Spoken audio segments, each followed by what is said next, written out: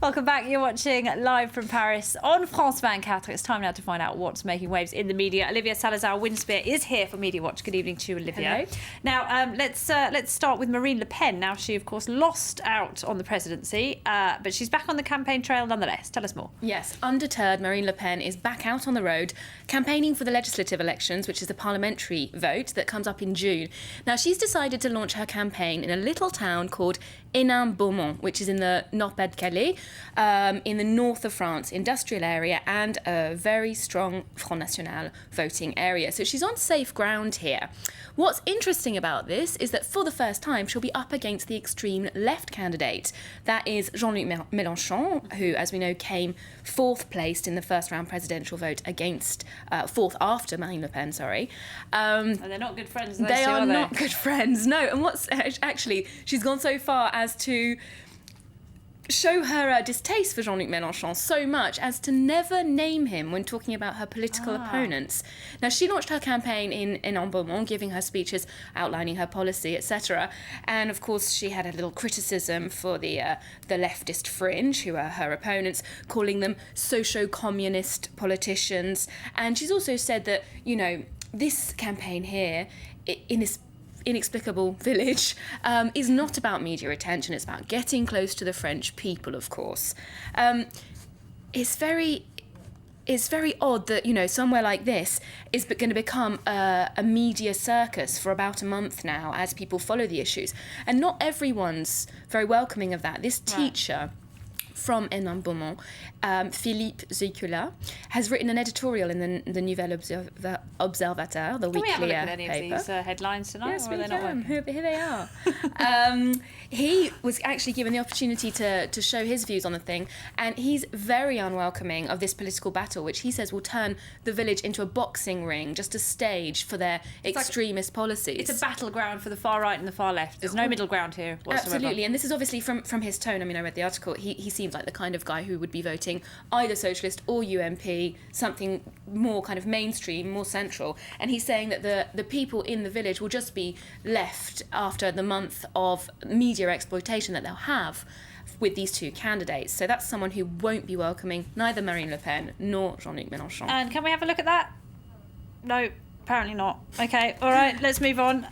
Not working. All right, now, flying a private jet, just like the President of France, but it's just €2,000. What a snip. What a bargain. I mean, it made me think of what next time, not Ryanair, next time a private jet.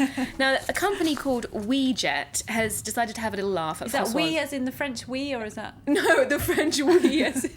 What, yes, Jet. No. Oh, okay. We like the Nintendo game. Oh, right, okay. Got it. It's having a little laugh at François Hollande's expense, and they've created this advert, which I think we can see here, that says, fly for an hour for just €2,200 with 4 people in a private jet. Just like François Hollande did when he went from Toul in the southwest of France, where he voted last Sunday, to Paris to give his victory speech. Now, they've even bought the domain name, which is quite funny, called toulparis.fr. So if you want to do that same trip, you can. It's a well-trodden path, I'm sure. Except what they're trying to say is that this is a bargain, as we joked before. I've never paid €2,000 for a 1 hour flight, but they're saying it's a bargain because the Socialist Party actually paid something closer to €30,000 for that same flight last Sunday night.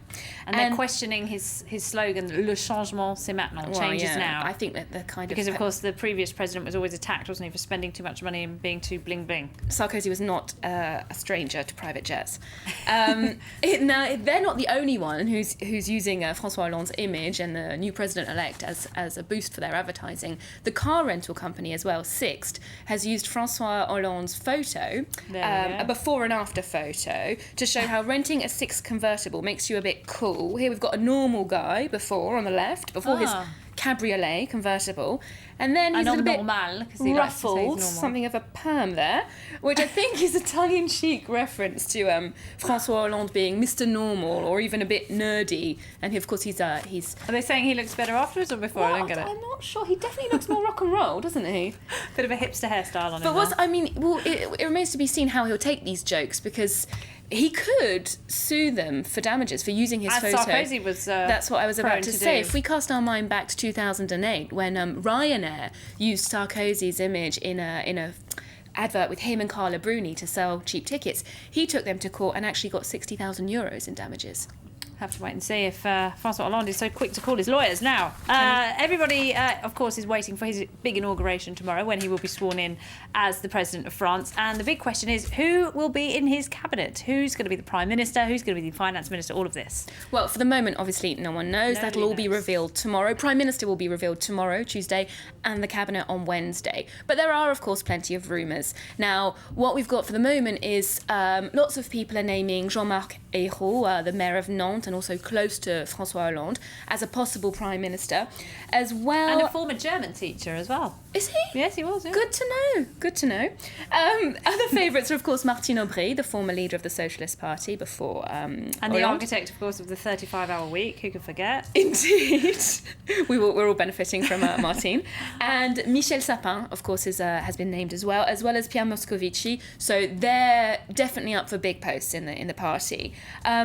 Other posts, like Minister of Justice, we've got Laurent Fabius has been named, like quite a few people, as well as Manuel Valls. He's the current spokesman, and he was very present, of course, in the campaign communications for François Hollande. He could go to the Interior Ministry.